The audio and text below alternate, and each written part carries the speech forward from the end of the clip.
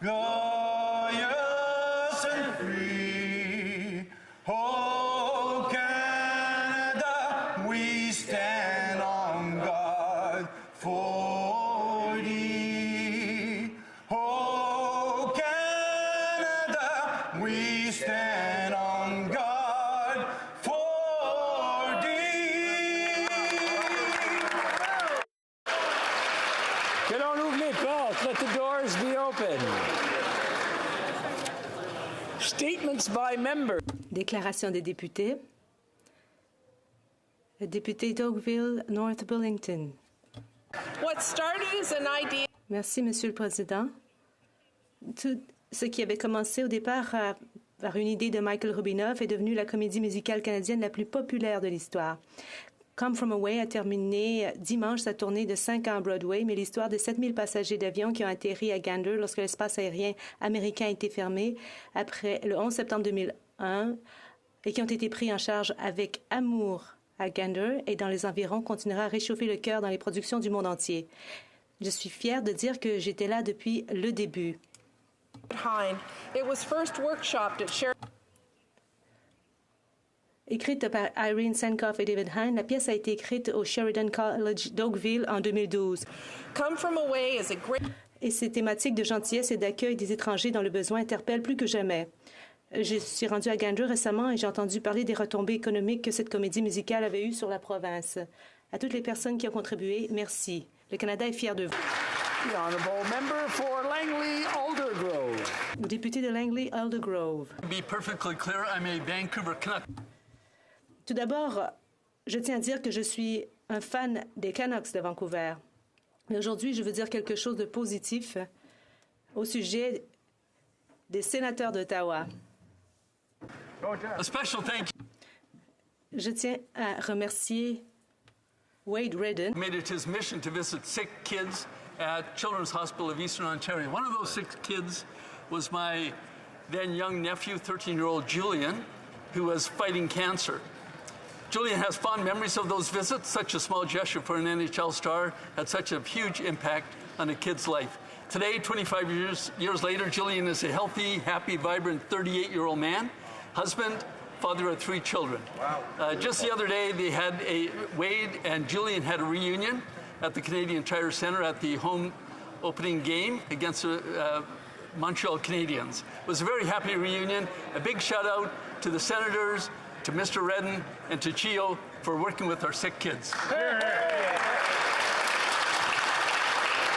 The honourable member for Newmarket, Aurora. Mr. Speaker, I'm proud to rise today to celebrate the launch of my new all-accessible website, compliant with Canada's accessibility guidelines, which can now be used by more people in our communities and across Canada. The new design can be optimized for a wide range of impairments, including visual, auditory, motor, and cognitive skills. My website features a seizure-safe profile, a vision-impaired profile, ADHD-friendly profile, cognitive disability profile, and keyboard navigation and screen readers. Mr. Speaker, ensuring that everyone has equal access and opportunity to contact me or my website is extremely important to my team. And I hope that by initiating this change, other MPs will begin to follow suit and ensure that users with impairments and other limitations can experience their websites the same as any other user. Thank you, Mr. Speaker. L'honorable député de Pierre Boucher, les... The honourable member for Pierre Boucher, les Patriotes Verchères. Mr. Speaker, 35 years ago in Vieux-Boucherville, Charles Desmarteaux Sr. founded the La Relève newspaper, which was daring given that there was another weekly that was well established in the area, La Seigneurie, which had been in the market for more than 20 years. The rivalry continued until 2018, despite the difficult environment for the information media which suffer against the web giants. Despite all this, La Relève managed to survive. Today, Charles Desmarteaux Jr. has taken over and is continuing to make the newspaper a success by producing quality information while caring about the locals. People in the riding care about the newspaper and are proud of it. I myself delivered papers for that newspaper, so I feel like I'm part of its success. I'd like to congratulate its passionate and dedicated employees. Congratulations. The Honourable Member for Alfred Pellan. Mr. Speaker, on October 1st, it was National Seniors Day, and I was very pleased to be surrounded by some heads even grayer than mine. We have always cared deeply about supporting our seniors. That is why we increased OAS by 10% for people over 75. We have increased the New Horizons for Seniors program by $20 million. We will be bringing in free dental care for seniors as of 2023. We are investing $6 billion in improving home care.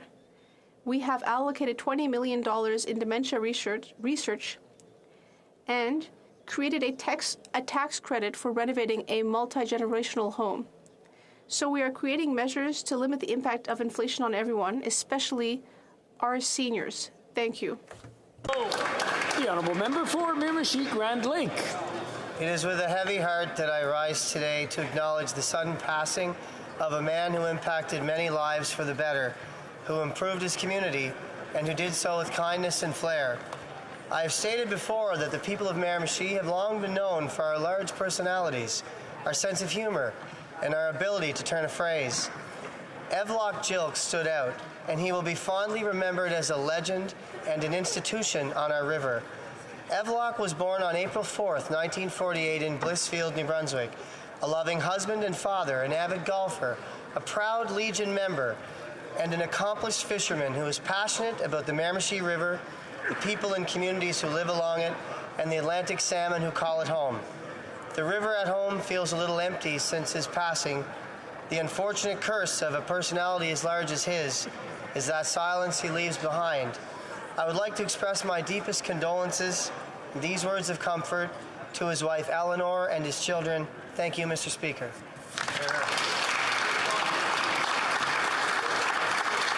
The Honourable Member for Hamilton Mountain. When Sharon Harley prepares for her day, she slips a photo of her late husband Charlie into her uniform and she heads out to the same spot she's worked since 1977, the McDonald's on Upper Gage and Mohawk in my riding of Hamilton Mountain. A familiar and friendly face to many, Sharon turned 75 this year, and she credits her job with keeping her active and engaged with friends and community. Sharon is the social connector for many seniors who live in the area. She draws them in to socialize over coffee and food and great company. It's critical for seniors to stay healthy and remain involved in their community. So 2 days shy of International Day of the Older Person, I was thrilled to present Sharon with 2 certificates.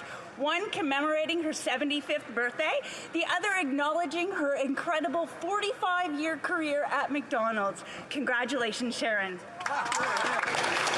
The Honourable Member for Markham Unionville. Thank you, Mr. Speaker. Today I rise in this House to pay tribute to 2 Canadian heroes who have tragically lost their lives as members of Municipal Police Service in the GTA. Constable Andrew Hong of the Toronto Police Service was shot and killed in an ambush on September the 12th in Mississauga. He leaves behind two teenage children and will be forever remembered as a larger-than-life personality who got along with everyone and cared deeply for his community. Constable Travis Gillespie of the York Regional Police was killed in a collision with an alleged impaired driver on September 14th. He has been remembered by friends, family, and co-worker as someone who demonstrated true leadership by leading from the front and always showing strength for the team. Emergency service personnel around Canada put their lives on the line every day to protect their communities and keep Canadians safe. As a retired police officer of York Regional Police and someone who currently has a son-in-law in policing, I offer my sincere condolences to the family, friends affected by these tragedies. We will always remember their sacrifice. Thank you, Mr. Speaker.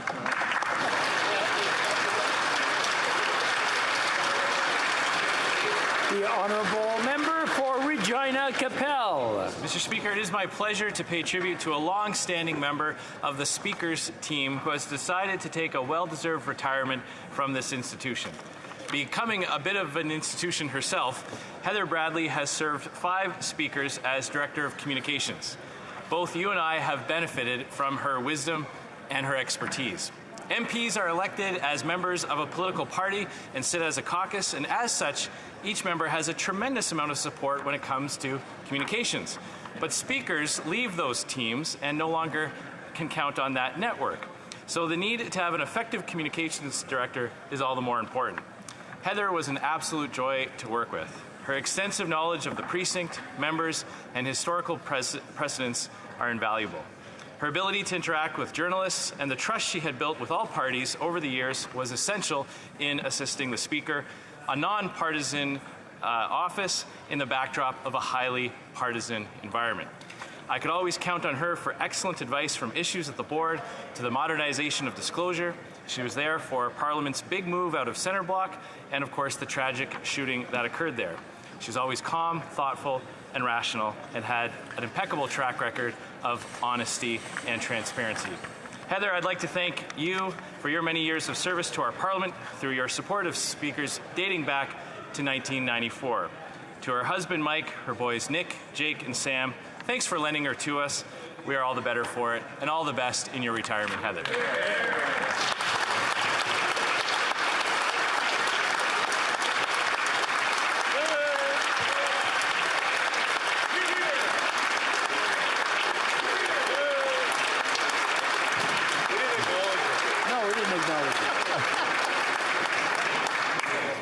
The honourable member for Glengarry Prescott Russell. Mr. Speaker, I'm pleased to rise today to recognize the contribution of beer and brewing in Canada on this 4th annual Canadian Beer Day. Brewing beer here from locally grown barley and other grains predates Confederation by over 200 years and remains a source of pride for Canadians as a symbol of Canada around the world. Widely known as a drink of moderation and social gathering, beer helps bring neighbors together and is part of celebrations of important life milestones. Canadian beer is now brewed from coast to coast to coast in communities large and small and is a true Canadian agri-food success story that should be celebrated and protected for future generations. Je remercie Bose, Wood Brothers. I'd like to thank Bose Wood Brothers, Etienne Brûlé, and Castle Brooks, all local breweries in our riding, for their excellent beer. Cheers to beer's economic, social, and community contributions, and happy Canadian Beer Day. Thank you. The honourable member for Saskatoon University.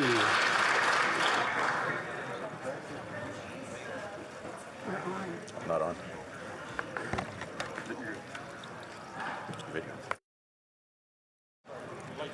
Canadian Beer Day is the occasion to celebrate Canadian beer and the men and women who brew it, sell it, deliver it, serve it, and most importantly, Mr. Speaker, enjoy it.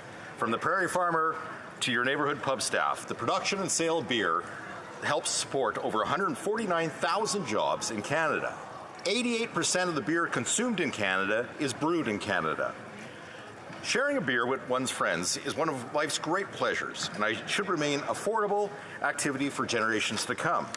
But, and sadly, this is no April Fool's joke, every April 1st, your favorite pint will be hit with the automatic Liberal escalator tax. Even without a vote in this place, beer is going to get more expensive.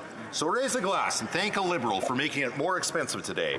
You may not believe it, but it's Trudeau. So if everyone would raise their glass and cheers the Liberals for making beer more expensive. Cheers, I guess.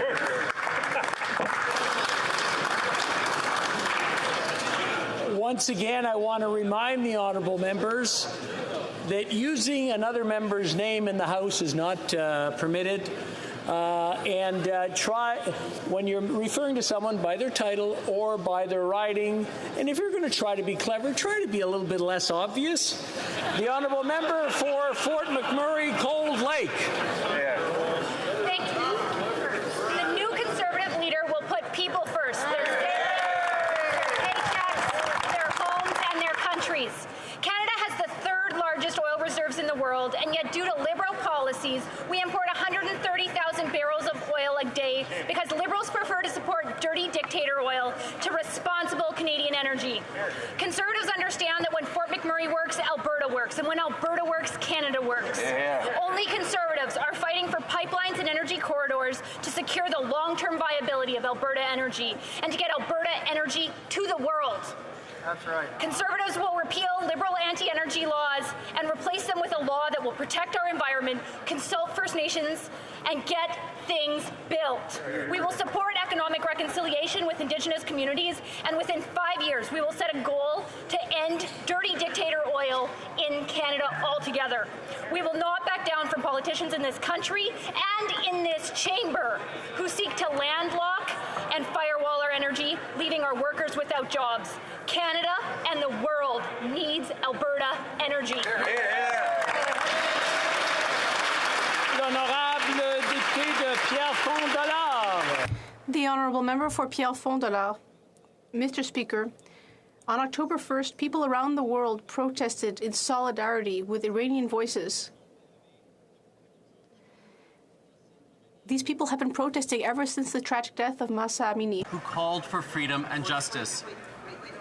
Mahsa Amini was a vibrant 22-year-old Iranian woman. She was arrested by Iran's morality police and died a short while after while in custody. Selon Amnesty International, plus de 75. According to Amnesty International, more than 75 people have been killed. 1,200 have been arrested. The government has cut off internet access. Iranians' voices will not be silenced. They are being heard clearly, loudly across the globe. We must support them. We do support them in their struggle for freedom and justice. Thank you, Mr. Speaker. The Honourable Member for Nunavut. Savannah Picoyac moved from my riding to Ottawa in pursuit of becoming a nurse. Savannah was murdered before the school year began. We all have failed her, her family, and all Indigenous girls, women, and Two-Spirit people. Words of empathy are not enough. As parliamentarians, we need to do better. We must work in our constituencies to seek justice for Savannah and for all missing and murdered Indigenous girls, women, and Two-Spirit people. As parliamentarians, we need to take action. As parliamentarians, we all must take steps to end genocide. We must heed to the calls for action, calls for justice, as recommended by the MMIWG Commission.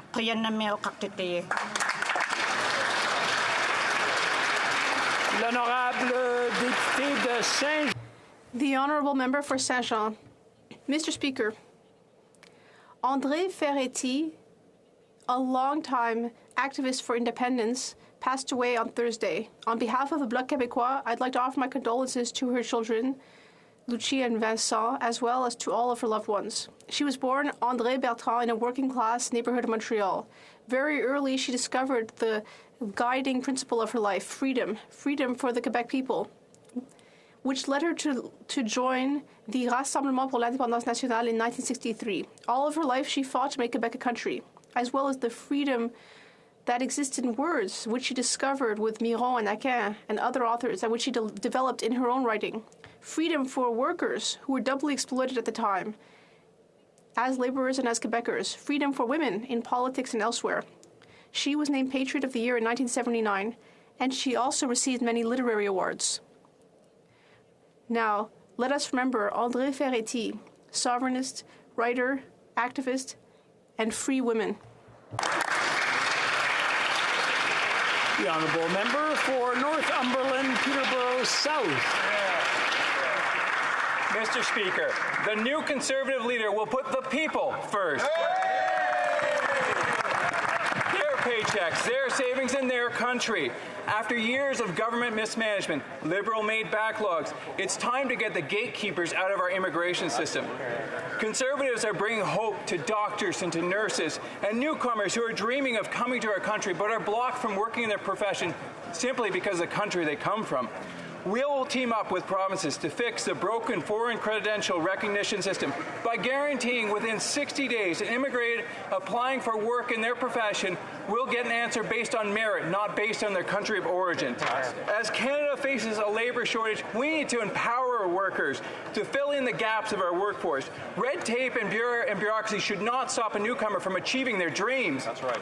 Enough talking, enough empty rhetoric, enough broken promises. It's time to remove the gatekeepers, get more doctors, get more nurses, more skilled workers, and more inflation-protected paycheck for our hardworking and skilled immigrants.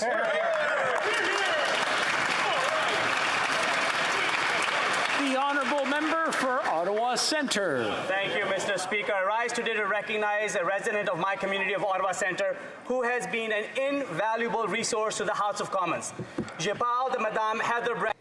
I'm speaking of Heather Bradley, Director of Communications at the Speaker's Office, who, after 28 years of service, is now leaving for her well-deserved retirement. I'm on Parliament Hill. Heather Bradley has served 5 speakers over 10 parliaments.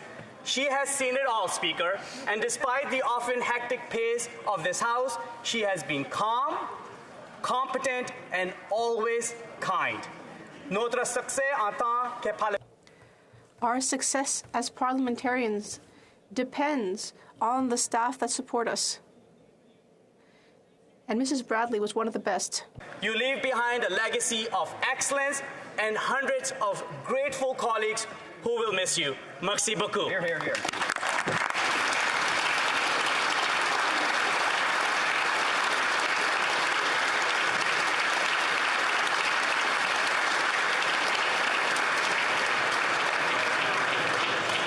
I'd like to take a moment to add to the remarks of honourable members in recognition of Heather Bradley's upcoming retirement. Dans mon rôle, j'ai eu le privilège. In my role, I had the privilege to be advised by this remarkable professional. She was wise, intelligent, and diplomatic. That singular gift of great leadership to steer you in the right direction without you feeling pushed in any way. Heather's leadership also led to greater transparency and effectiveness in our communications. Elle a aidé les présidents de cette Chambre à être être plus efficaces. She helped the speakers of this House to be more effective in their role and better informed about parliamentary processes and traditions. Heather almost always had the answers, and if not, she knew exactly who to talk to, and her contact list was amazing. A veritable who's who of Parliament Hill. Thank you for your decades of service, Heather. I hope that retirement brings you time to enjoy your beautiful family and many friends, as well as time to reflect on the legacy of excellence, kindness, and everything else that you've brought to this place. Thank you. Merci.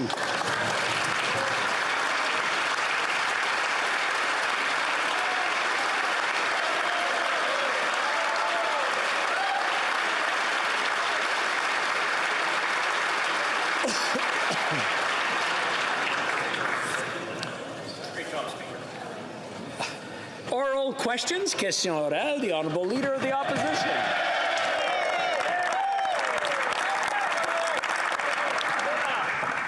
Selon le Journal de Montréal. The Journal de Montréal stated that students who are struck with food inflation are resorting ever more to food banks. A recent poll shows that 51%, that is, the majority of Canadians, find it difficult to feed themselves. But the carbon tax is a tax on food because it is a tax on farmers, producers, and truckers who then deliver our food. So how much will groceries cost families when the Prime Minister will implement the triple carbon tax? The Right Honourable Prime Minister. Mr. Speaker, students and families from coast to coast know very well that climate change is real and that it needs to be countered. They also need assistance to pay for gas and for groceries, and that is the reason for which our price on pollution gives more money back to families who need it than it costs. That is the reason for which we continue to put families first in order to protect the future. In the Atlantic provinces, we've seen how climate change can have a great effect on our country. The Honourable Leader of the Opposition. Fair over the weekend, and a farm family told me that they spent $12,645 on carbon taxes in July alone. Now, obviously, that gets passed on to customers. $12,645 in 1 month. Now the Prime Minister wants to triple the tax on that family, which they'll have to pass on, and even higher food prices, which have already gone up more than at any time in 40 years. How much will this family have to spend on carbon taxes when the Prime Minister triples them? The Right Honourable Prime Minister. Mr. Speaker, the Leader of the Opposition doesn't seem to understand that clever slogans don't help families. Investments in Canadians help families. Checks help families. That's why we were so pleased when he reversed his earlier opposition to our GST tax credit and is now supporting that direct support for Canadian families. Why will he now not move forward and support our investments to support low-income rental families, families with rental, and low-income families with dental costs for their kids? Will he support rental and dental for low-income Canadians? The Honourable Leader of the Opposition. Feeding people is not a clever slogan. It is a necessity of life. This family spent $12,645 on carbon taxes in a single month. But it's still not enough for this Prime Minister. He wants to triple the tax, increasing the cost for that farmer, which then has to pass it on to the customer, which means that more of our food will be produced abroad and shipped up here, polluting more our environment by shipping, training, and trucking that food. Again, will he answer the question, how much will this family have to spend on carbon taxes once he's tripled them? The Right Honourable Prime Minister. Mr. Speaker, I just got back from Atlantic Canada, where people are reeling from the impacts of Hurricane Fiona. And the reality is these 100-year storms are going to be arriving with greater and greater frequency. We know that climate change is real, and it takes real plans and supports to fight climate change. And that's what we've been working on for the past 7 years, Mr. Speaker. At the same time as we've moved forward with ensuring that it is not free to pollute anywhere in this country, we are putting more money back in average families' pockets with the climate rebate. This is the focus that we need to continue to take for Canadians. Honourable Leader of the Opposition. One, his climate rebate comes nowhere near $12,645 for this farm family. Two, his carbon tax has not hit a single solitary emissions reduction target. It has not worked. And three, in the month of July, when this family was paying $12,645 in his carbon tax, supposedly for the environment, the Prime Minister jumped on his private jet 20 times. High carbon hypocrisy. He can't tell us how much the tax will cost. Will he tell us how much carbon he emitted in that month of July when he was raising the tax? The Right Honourable Prime Minister. Mr. Speaker, you don't have to convince Albertans or Saskatchewanians who've dealt with wildfires that climate change is real. You don't have to convince British Columbians who've seen record levels of floods that climate change is real. You certainly don't have to convince Atlantic Canadians who are rebuilding after yet another storm of the century that climate change is real. People know we need to take action on that, and that's exactly what this government has done by putting a price on pollution to ensure it's no longer free to pollute anywhere in the country and given more money back to families that need it. When is the Conservative leader going to get serious on climate change? The Honourable Leader of the Opposition. The Prime Minister hasn't gotten serious on climate change. He has a tax plan, not a climate plan, that has raised money for his government but has not reduced emissions or hit targets. Right. Now, this Prime Minister has the audacity to call this farm family polluters while he jets around in his private jet across the country. What the effect of his plan will be is to drive up domestic food production costs, drive that production out of our country to more polluting lands where it has to be transported longer distances. Why does he want to drive prices and emissions up and farm production and opportunity down? The Right Honourable Prime Minister. Mr. Speaker, if the Leader of the Opposition came up with, put as much energy into building a plan to fight climate change as he does into concocting elaborate theories and attacks, we might be better off. We might be able to compare a real climate plan from the Conservatives to what the government has been doing for the past 7 years. But he would prefer to focus on me than focus on Canadians and their future. We're going to stay focused on fighting climate change and putting more money back in Canadians' pockets. That's what Canadians expect. That's what we're going to keep doing. The Honourable Member for Belleuil-Chambly. Mr. Speaker, Monday, Quebec gave itself a majority government. This new government is asking more powers in immigration. Some ask for all powers, and some ask for every single power to be provincial. First tableau, more power for immigration. The Quebec lieutenant said that yesterday Quebec has all the powers they need. French is receding. English is proceeding. Is that a successful language policy for the government? The Right Honourable Prime Minister. Mr. Speaker, like the Honourable colleague knows full well, this government has always been there to protect French throughout the country and within Quebec. And I look forward to working with Premier Legault on the matter with regards to immigration. Quebec has all the tools it needs. If it wants more francophone immigrants, if it wants to accept more immigrants, well, they have the tools necessary to do so, and we will happily work with them to ensure that we meet labour shortages so that we have increasing communities and that we protect French at the same time. The Honourable Member for Belleuil-Chambly. Well, the Prime Minister has said, well, we will not concede any powers in immigration to Quebec. The only thing that the government wants, the only thing that we want more in Quebec is immigration, yes, but they should be happily and harmoniously integrated in French.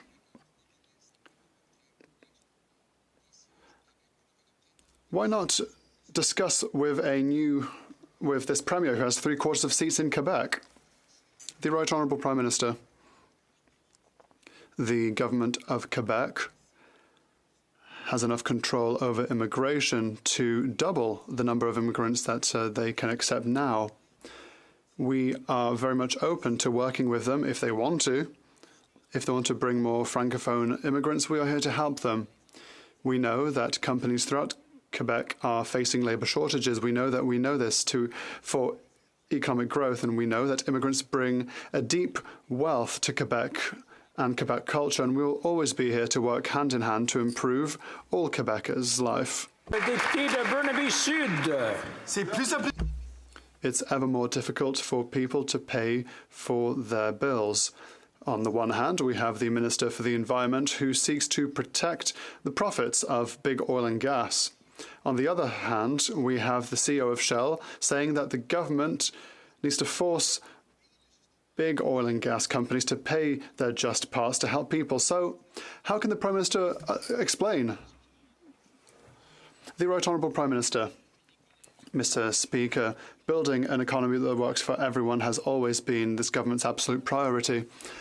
And we have always wanted to do so by asking the richest to do a little bit more and to reduce tax burdens for the middle class. And that is what we did with our first measures as a government, and that is what we continue to do every single day. And what we have done over the past 7 years, we will always be here to ask a bit more from the richest, and we will always be here to help the middle class and create more prosperity and opportunities for all Canadians. The Honourable Member for Burnaby South. More interested in protecting the profits of big oil and gas than helping people in need. The cost of gas is going up by 10 cents a litre today. Quote, governments need to tax energy producers to help the poorest people deal with the soaring cost of fuel, end quote. Who do you think said that? Definitely not the leader of the Conservative Party, certainly not the Minister of the Environment. This was the CEO of Shell. How is it possible that the CEO of Shell is more interested in helping people deal with the cost of fuel than the Prime Minister? The Right Honourable Prime Minister. Mr. Speaker, we recognize that oil and gas industry is making record profits right now, but we also recognize that they need to be investing in the clean transition. They need to be reducing their carbon emissions and preparing for Canada to be that source of energy in a net zero world. That is what Canada can do, and that's where we're going to continue to ensure that successful corporations pay their fair share of taxes, and that we continue to support low-income Canadians and middle-class Canadians, including with our measures on a GST rebate, our measures on rental and dental supports for Canadians. We look forward to working with all parties on those issues. The honourable member for Lethbridge.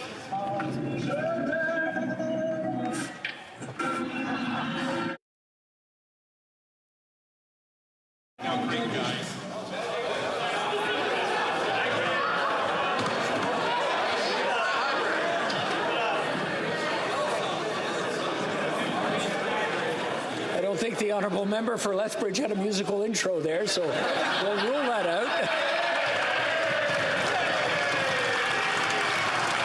Let's start that one again. The honourable member for Lethbridge. In 2018, the government was made aware of a horrific allegation.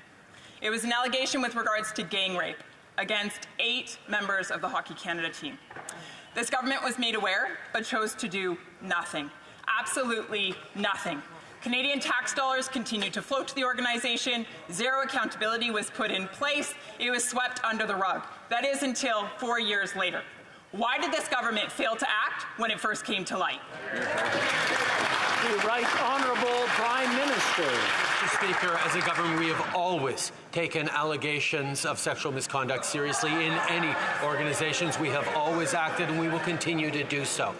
What Canadians are seeing continuing to come out of Hockey Canada is absolutely unacceptable. Parents across the country, like myself, who's had kids in hockey, parents, families, young kids, we care about hockey in this country. We know we need to see a better organization than that. Hockey Canada's tone deafness to the fact that they have lost the confidence of Canadians needs to end, which is why we stopped funding them, which is why we're calling for change.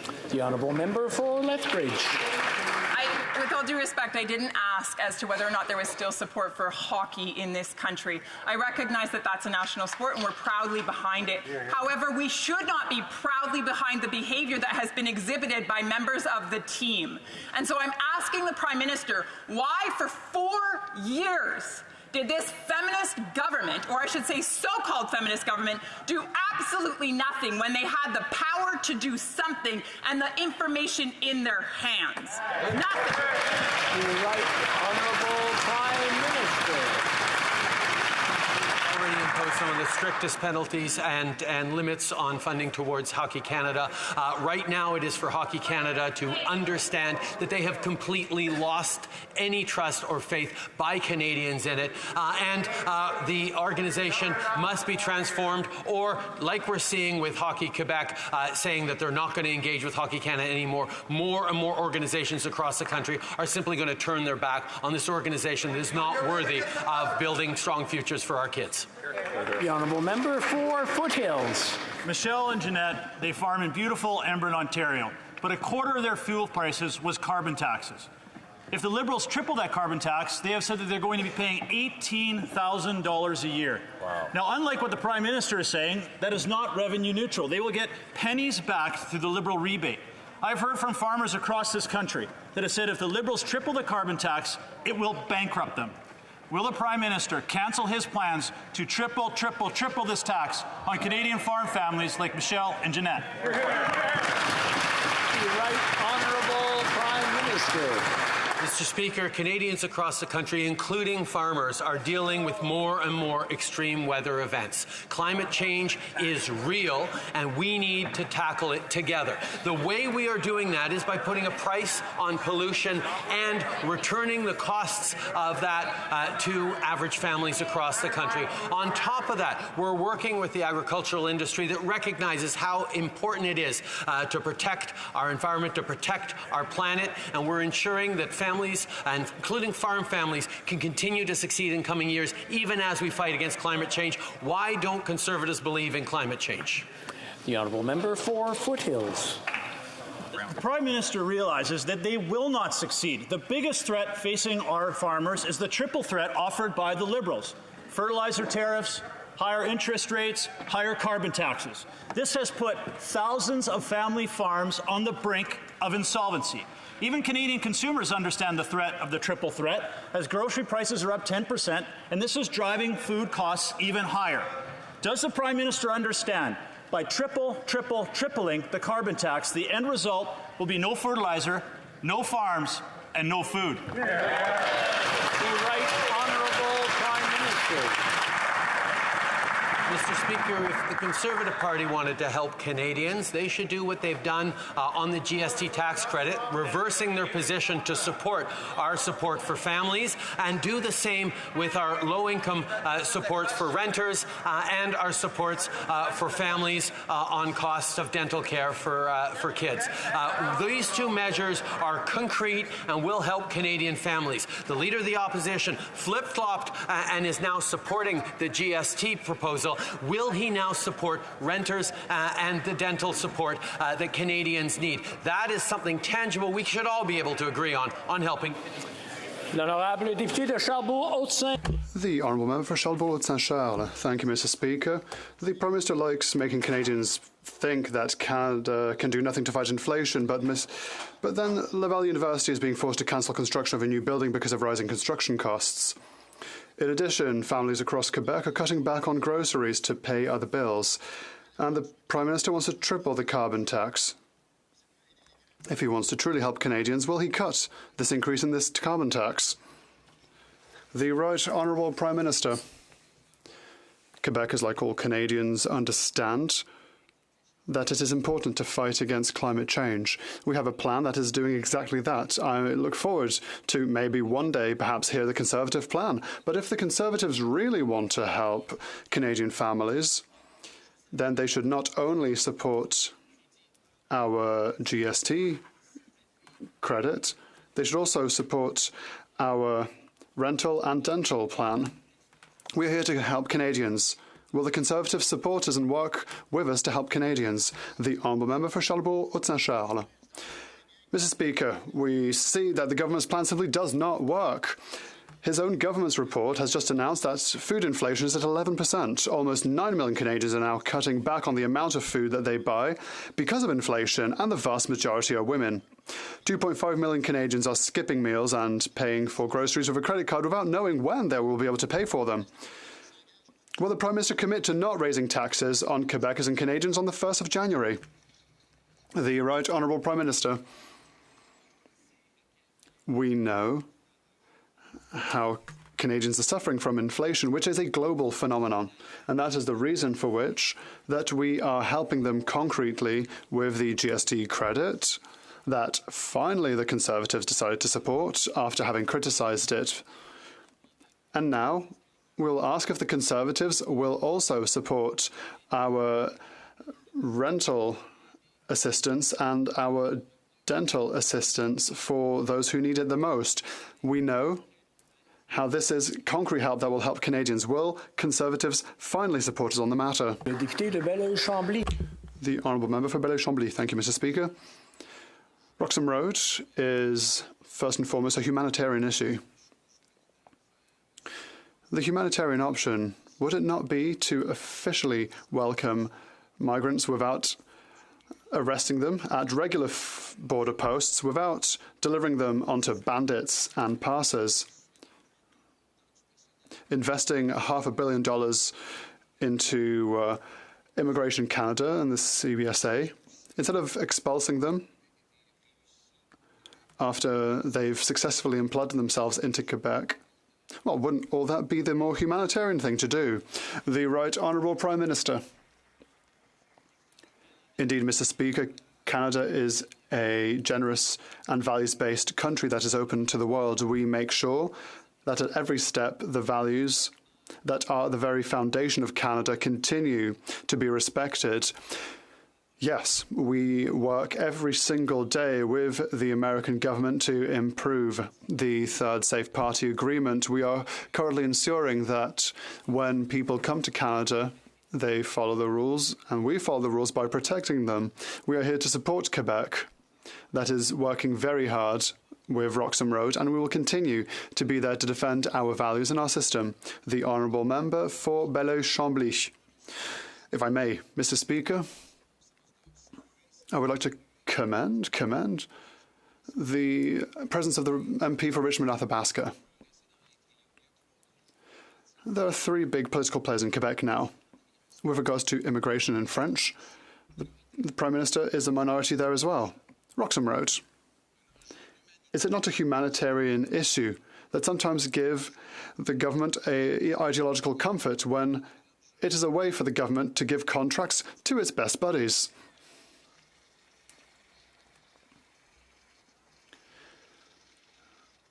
Before the Right Honourable Prime Minister answers, I would like to remind members that we are not allowed to refer to someone directly in the House. We're only allowed to name them through their riding. Noting their presence is not something that is allowed to be done because sometimes members have other obligations out of the House. It's not that MPs aren't working outside of the House, but they are doing something else. A presence or not in the House does not mean that they are doing their job. And so one cannot refer to the presence of another MP. The Right Honourable Prime Minister. Thank you, Mr. Speaker. Canada has one of the best immigration systems in the world. What's more, we have a population and a parliament that is very much in favour of immigration. That is a strong asset on this planet. In this geopolitical global situation, there are labour shortages, for example, and we need to create population growth, and we will welcome ever more immigrants to Canada. The reality is that we have to do so in a just and rigorous way, anchored in our values, and that is always what we try to do. The Honourable Leader of the Opposition. Prices hit $2.40 a litre in Vancouver. They just jumped 10 cents a litre in one day in other markets. And what's the NDP Liberal solution? More price gouging. The costly coalition voted to triple the tax on gasoline and other essentials. The biggest price gougers in Canada are these two parties that form this costly coalition. When they do triple the tax, how much will it cost to buy a litre of gas across Canada? Hey, the Right Honourable Prime Minister. Mr. Speaker, a number of years ago, 6 years ago, this government moved forward to make sure that pollution was no longer free anywhere in this country. That is a core part of fighting climate change. But at the same time as we move forward with a price on pollution across the country, we ensured that we return more money than the average family pays out with that price on pollution in the areas in which it applies. That is how we ensure we are fighting climate change and putting more money in Canadians' pockets who need it. The Honourable Leader of the Opposition. That's factually false. His own parliamentary budget officer said that in the 4 provinces where the rebates exist, 60% of people pay more in carbon tax costs than they get back in rebates. And in 6 provinces out of 10, they don't get any rebate at all, even though the federal government will force those provinces to triple the tax after a vote by the costly coalition of the NDP and Liberals. How much will Eastern Canadian rural families be forced to pay in higher taxes on their home heating when this Prime Minister triples the carbon tax? The Right Honourable Prime Minister.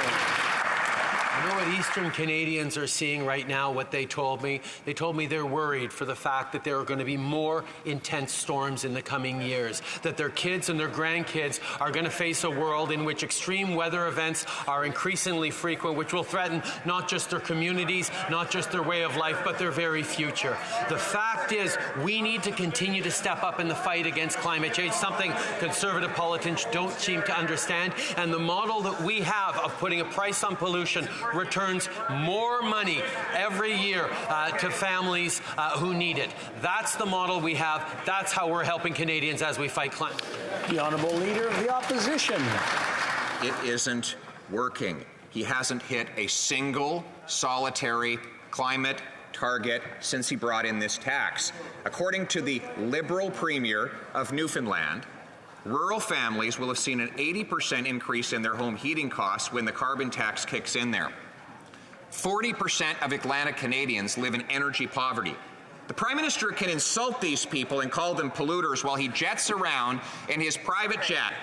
Or he can recognize that heating your home in January in rural Newfoundland is a basic necessity. How much will he impose in extra costs on those families when he trickles? Right Honourable Prime Minister.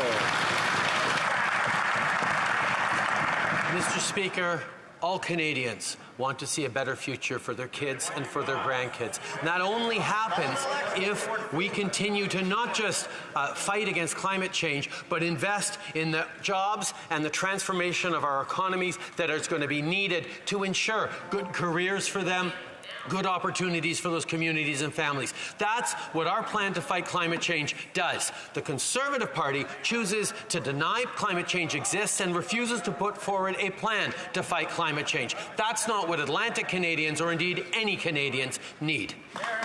The Honourable Leader of the Opposition. The Prime Minister does not have a climate plan. He has a tax plan.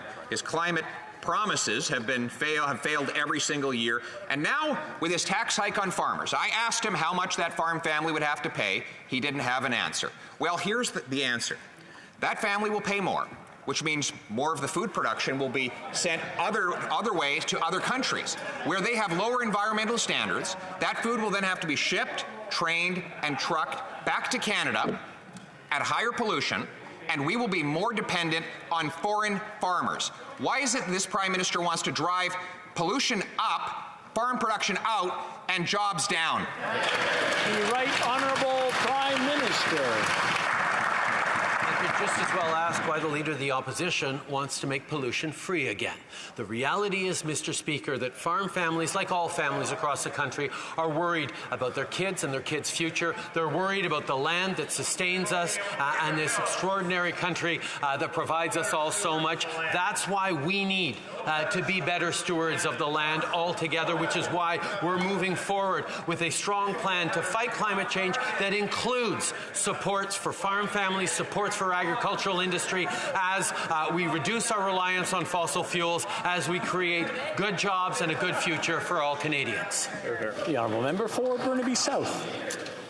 It is clear that wages have absolutely not kept up with inflation, and there is no evidence to suggest that high wages in any way contribute to inflation.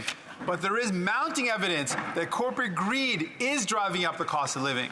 Given that, it is outrageous for the Bank of Canada to tell employers not to increase workers' wages. So my question is to the Prime Minister. Does he agree with the Bank of Canada that employers shouldn't be increasing wages to keep up with inflation? The Right Honourable Prime Minister. Mr. Speaker, we know how much inflation, this global phenomenon, is hurting Canadian families, and that's why it's important to get inflation under control. That's why, with our measures to put forward to support Canadians, whether it's with the GST rebate that's delivering for Canadians across this country, whether it's support for low-income rentals, whether it's support for families with low incomes who want to get dental care for their kids, we know that those will be real supports for Canadians while at the same time not driving up or contributing to further inflation. We need to make sure we're getting inflation down as quickly as possible. That is the focus that the Bank of Canada has given. That's the focus that this government. The Honourable Member for Burnaby South. Since the Prime Minister is unclear on where he stands, let me speak directly to workers and let you know we stand on your side for better wages. Hear, hear. If the only response to the inflation, if the only response to the cost of living going up is for the Bank of Canada to increase interest rates, that will only mean more pain. More pain for families paying their mortgage, more pain for people buying their groceries on a credit card. We know that corporate greed is driving up the cost of living. So will the Prime Minister tackle corporate greed? The Right Honourable Prime Minister. I know the leader of the New Democrats cares about our institutions, and I know he didn't mean to slight the independence of the Bank of Canada. We have strong and rigorous institutions in this country that make determinations around how to best serve and fight inflation, and we support them in their independent work. At the same time, in this House, we have a responsibility to be delivering for Canadians, which is why we're moving forward with a GST credit that's going to help millions of Canadian families, moving forward with support for renters and dental support for low-income families that I certainly hope, like the NDP, the Conservatives will choose to support. Here. The honourable member for St. John's East. Mr. Speaker, Hurricane Fiona was a stark reminder of the work we need to do here in this chamber, and an example that in times of crisis, Canadians come together. Mr. Speaker, the truth is that these once-in-a-generation storms are happening nearly every year.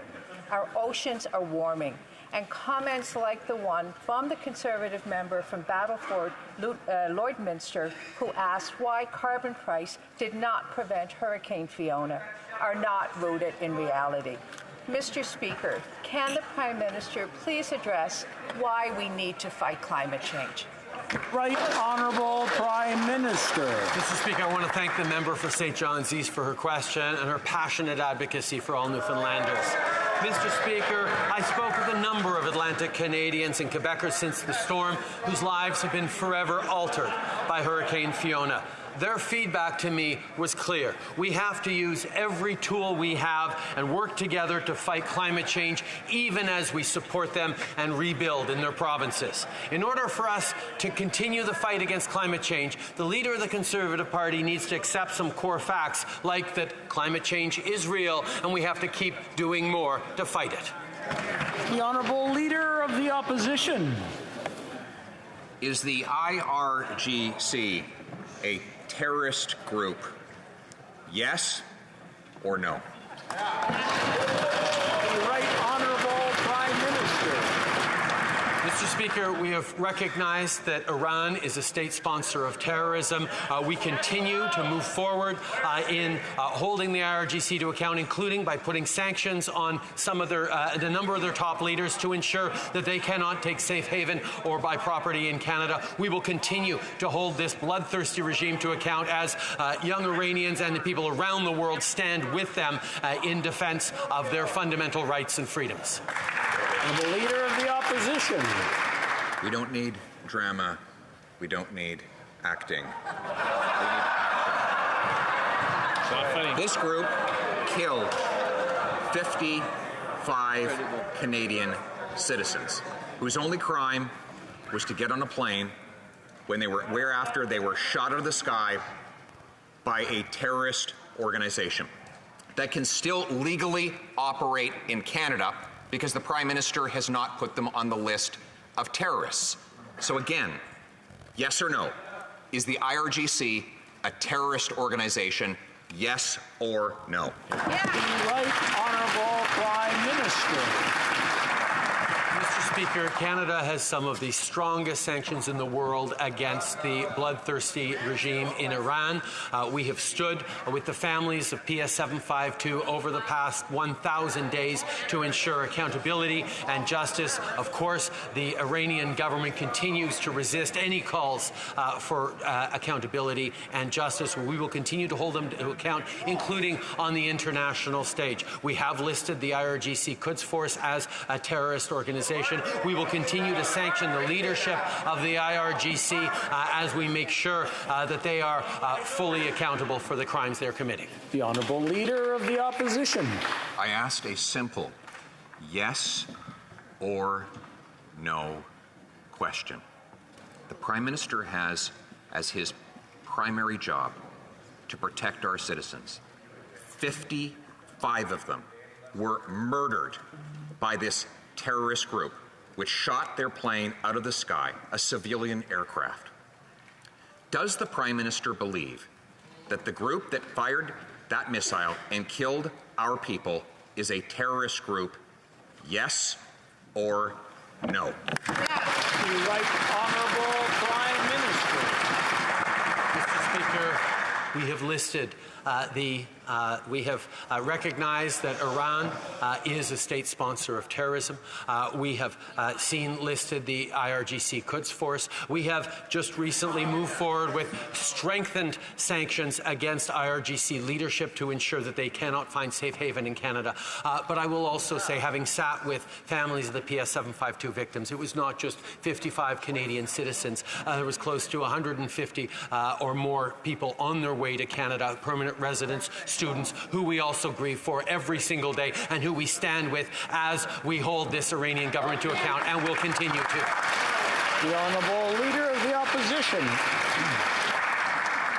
I asked a simple yes or no question. The Prime Minister has had 1,001 days to think about the answer.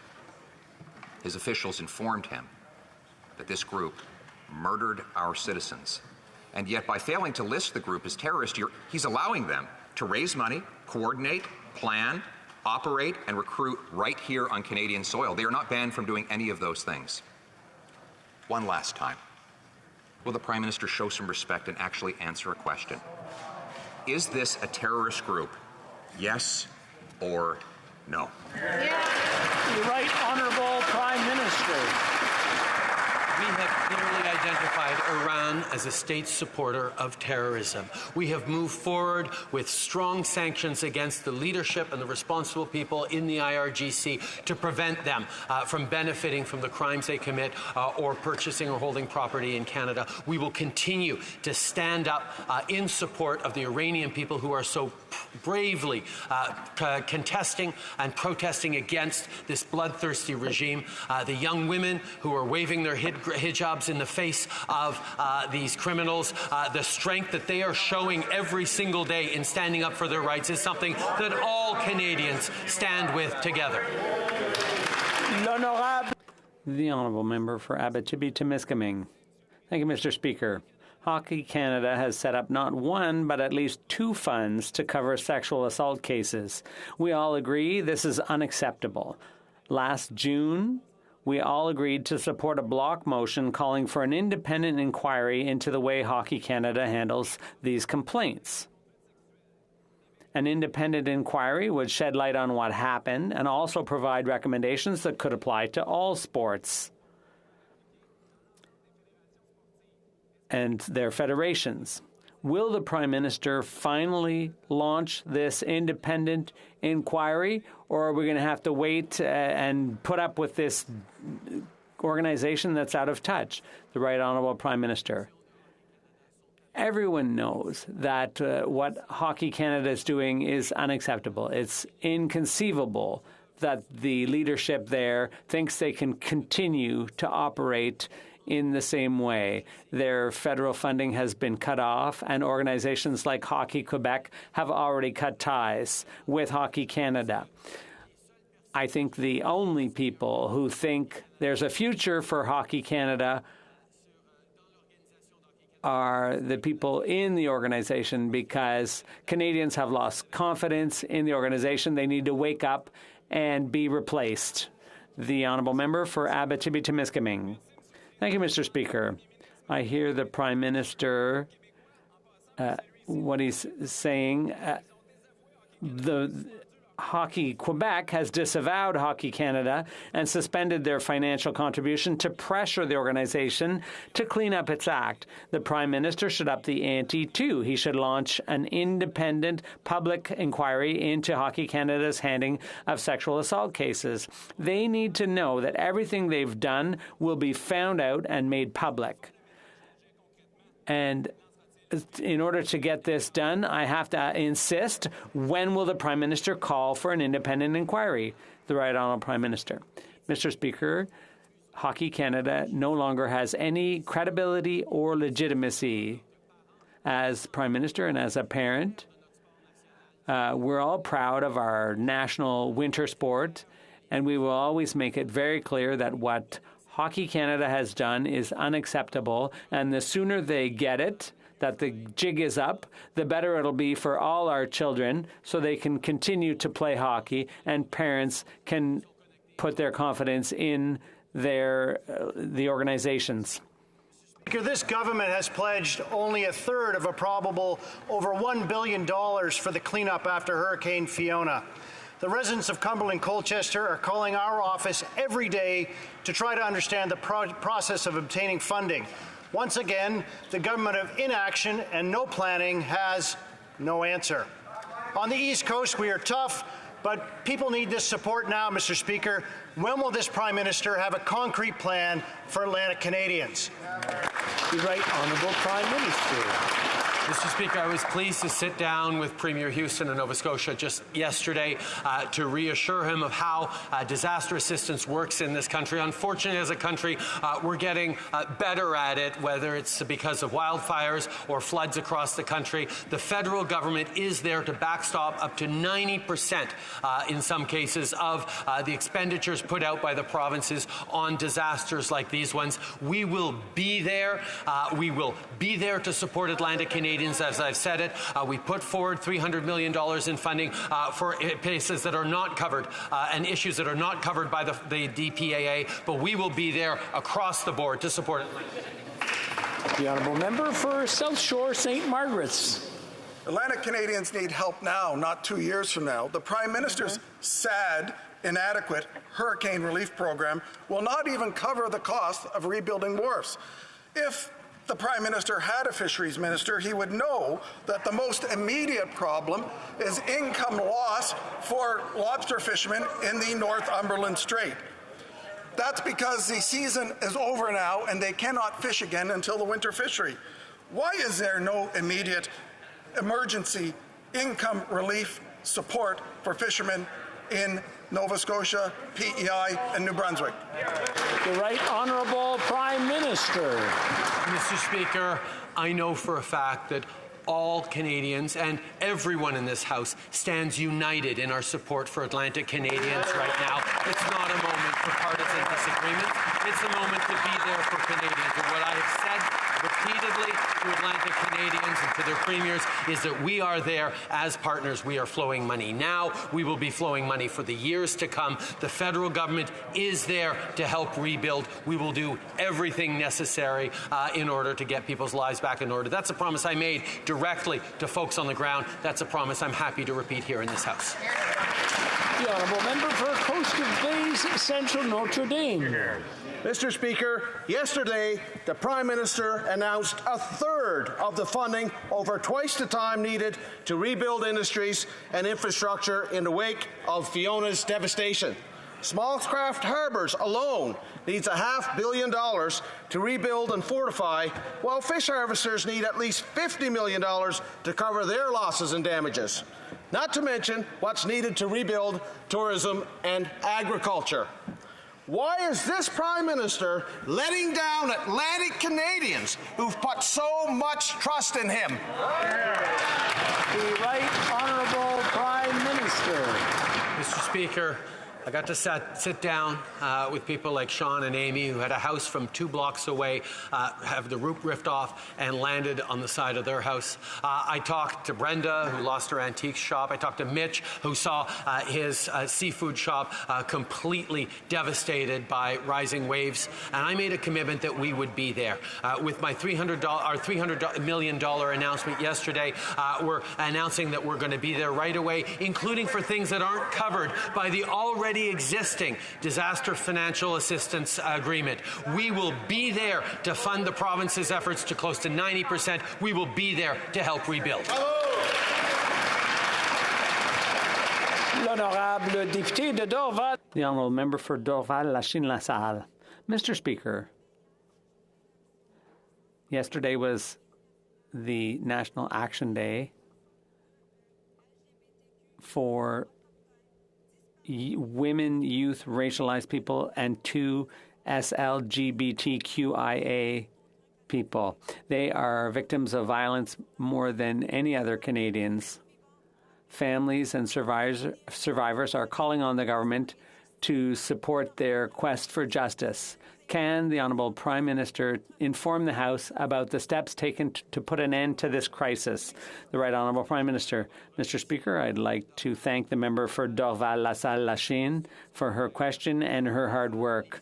Women, girls, and 2S LGBTQ plus people have the right to feel safe in the communities where they live. We will always support these communities and families in dealing with this crisis, and we will continue to work on concrete action to and remain sensitive to the trauma for those who have suffered and are still suffering. Mr. Speaker, it is not enough to just put your hand over your heart, light up Parliament, and say we stand with Gina Massa Amini and the victims of Flight PS752 and their families.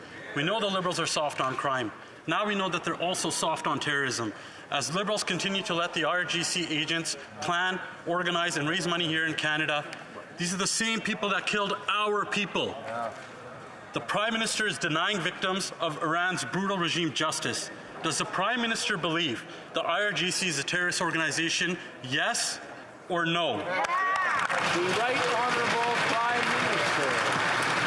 Mr. Speaker, Canada has some of the strongest sanctions against Iran of any country in the world. We've recognized Iran as a state sponsor of terrorism. We've moved forward with strong and meaningful sanctions against the leadership of the IRGC, and we will continue to do more.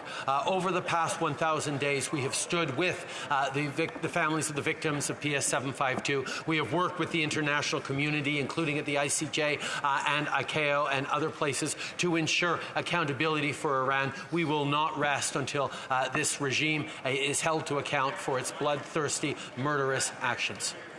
The Honourable Member for Battleford, Lloydminster. Thank you, Mr. Speaker.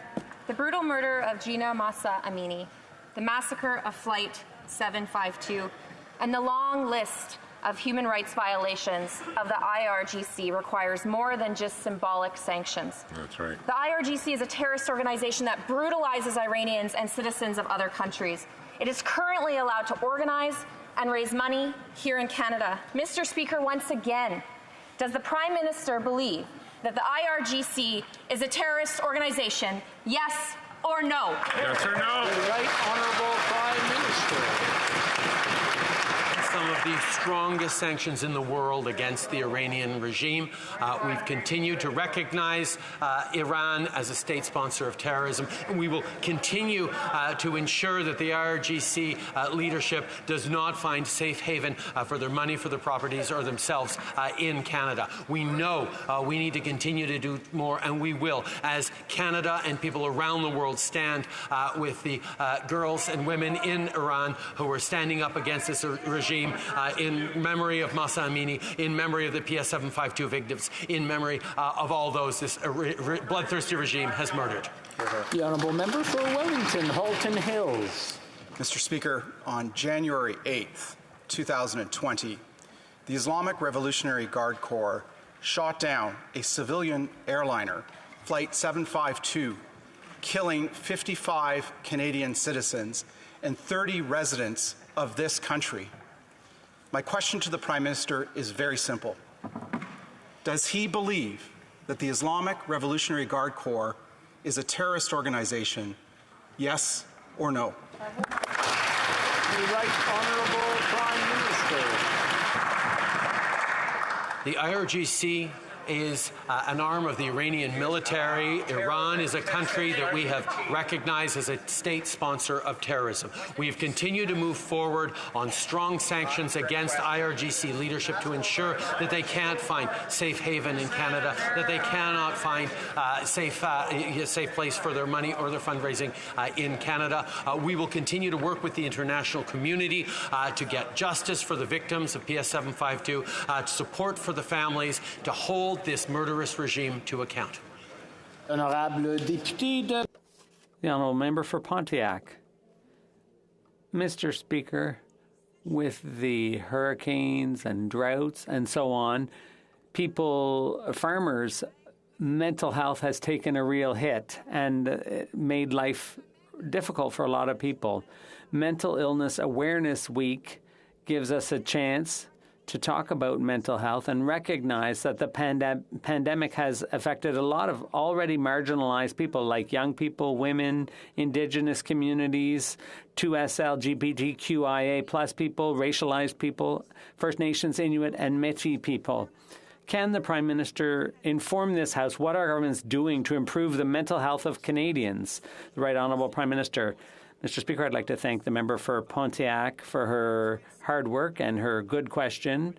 Our government is committed to working with to make mental health care treated as an integral part of our universal healthcare system. And that's why we launched the Wellness Together portal and the Hope for Wellness helpline and are making preparations to get ready for the launch of the 988 hotline next year. We're working with our partners to offer these services to Canadians from coast to coast to coast.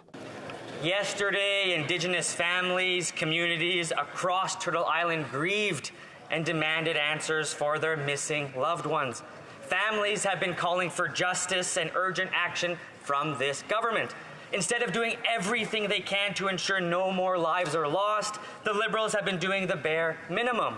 They have spent only a fraction of the funding they promised for violence prevention initiatives and have barely implemented the calls for justice from the MMIW 2S report. The Liberals have been in power now 7 years. When will they finally start delivering the justice Indigenous women, girls, and Two-Spirit folks deserve? The Right Honourable Prime Minister. Mr. Speaker, our hearts remain with survivors and families of missing and murdered Indigenous women, girls, and 2S LGBTQI+ people. Addressing this ongoing violence requires living up to our goals as a country and living up to all the calls for justice. We're taking a whole-of-government approach supported by an over $2 billion investment in concrete measures to keep people safe and close to $2 billion investment to support Indigenous housing needs. We understand that there is always more to do, and we will continue to work urgently on it alongside Indigenous peoples. L'honorable député de Richmond. The honourable member for Richmond Arthabaska. Mr. Speaker, we learned this week there's not just one but two funds at Hockey Canada for sexual abuse cases. Funds that come from young players' registration fees. Despite the fact that all MPs from all parties are appalled and offended, despite everything that's already been done about this, the leadership still doesn't seem to get it.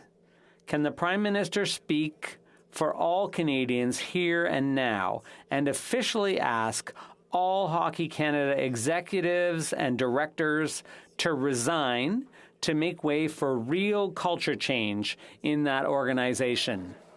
The Right Honourable Prime Minister. I'd like to thank the member for his question. We all agree as Canadians we're frustrated and upset by the behavior and the insensitivity of Hockey Canada, faced with the concerns of Canadians, parents, and survivors all across the country. And that's why Hockey Canada has lost the confidence not only of this government, not only of Canadian parents, but also of other organizations that are affiliated like Hockey Quebec.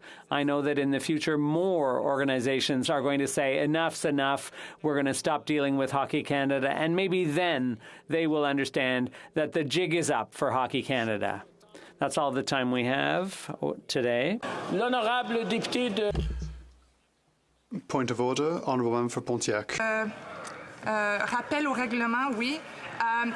When we have strong, capable women minister, and the MP from South Shore St. Margaret is saying we don't have a fishery minister, I'm shocked. I'm afraid that's not a point of order. That is more debate, so we're going to let that rest. I don't see any other ones. Oh, a point of order, the honourable member for Saanich Gulf Islands.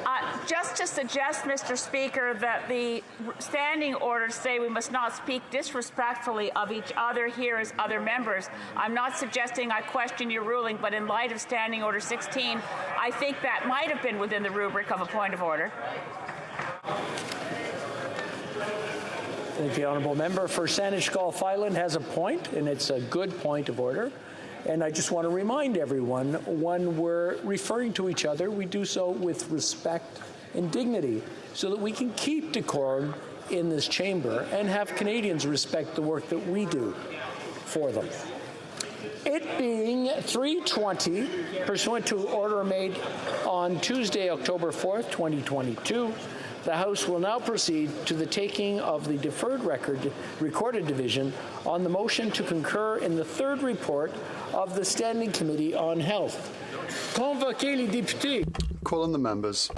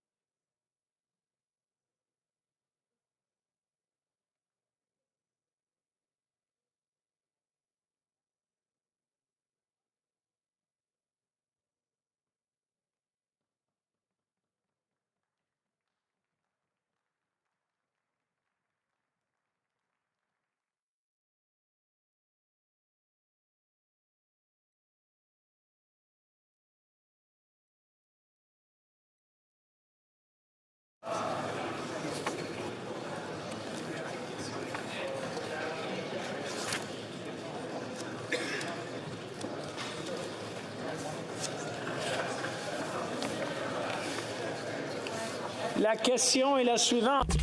The question is as follows. Seconded by Mr. Cooper, moved that the third report of the Standing Committee on Health presented Friday, April 29, 2022, be concurred in. La période. The 10-minute period for members voting electronically has started, and the House will now proceed to the vote for members participating in person. All those in favour of the motion will please rise. Holland. Mr. Holland. Mr. Macaulay Cardigan. Mr.